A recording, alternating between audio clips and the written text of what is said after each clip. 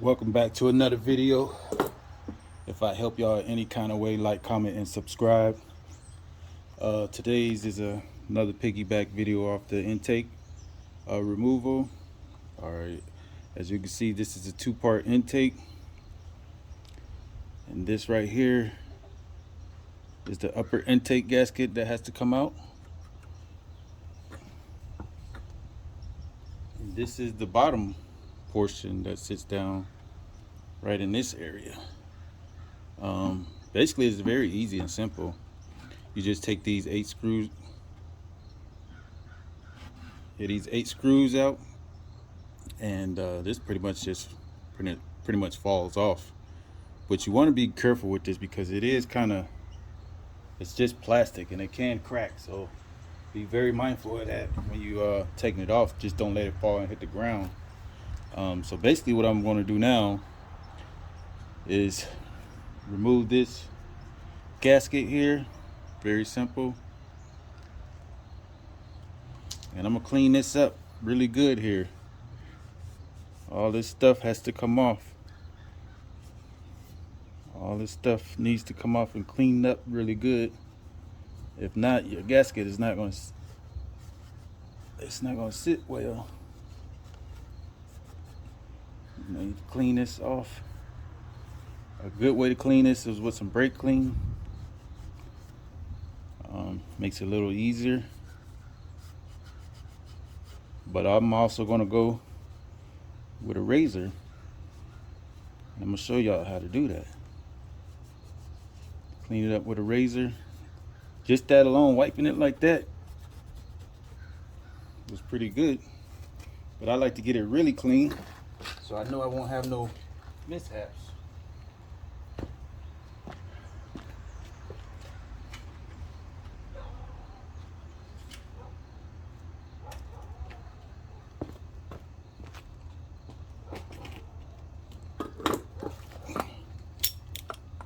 So what I do is I take a razor like this, I take a pair of vice grips, and I just clamp it on there.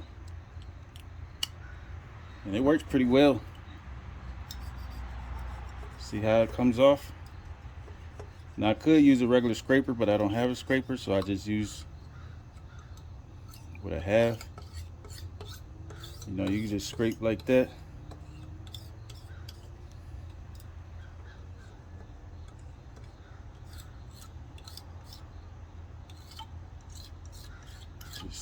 Just scrape it. You don't want to do it too hard. You're just scraping the surface. Just getting that residue off.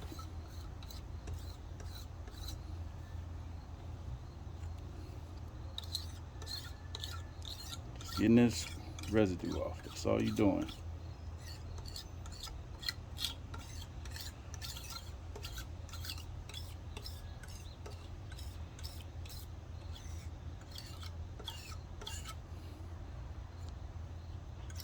And on the plastic portion, I'm not going to do this with the razor. I'm going to just simply wipe that off.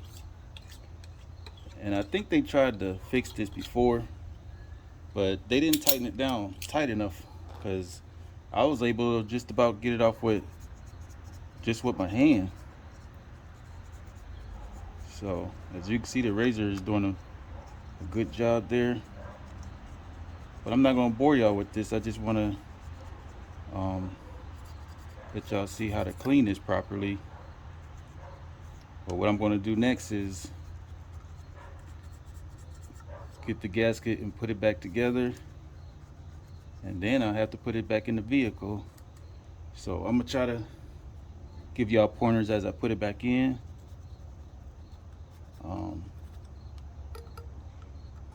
me show you what the new gasket look like.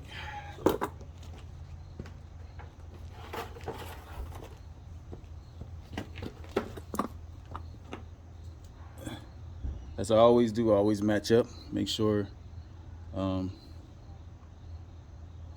everything matches up well.